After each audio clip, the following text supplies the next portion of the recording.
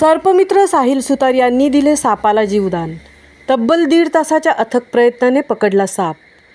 तळा तालुक्यातील सोनसडे येथील शेततलावात अडकलेल्या घोणस या अत्यंत विषारी सापाला सर्पमित्र साहिल प्रमोद सुतार व त्याचे सहकारी विनोद प्रमोद सुतार आणि शुभम सुभाष मुरुडकर यांनी या सापाला पकडून जीवनदान दिले आहे.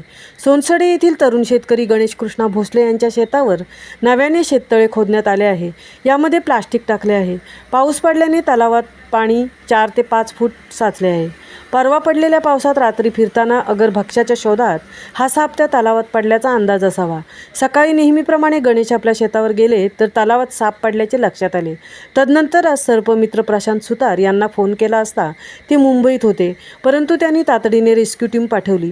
साहिल सुतार व त्यांच्या मित्राने वृक्षाची फांदी टाकून त्यावर तो साप चढेल असा प्रयत्न केला, पण तो त्यावर चढेना. शेवटी ते पाण्यात उतरले व मोठ्या फांदीचा आधार देत प्लास्टिकवर हळूहळू सापाला आधार देत साप बाहेर येताच एकाने हाताने पकडला व त्यांनी एका पेटीत टाकला.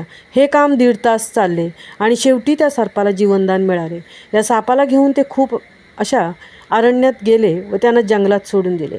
त्याला जीवदान मिळाले. महामुंबईसह कृष्णा भोसले, तळा.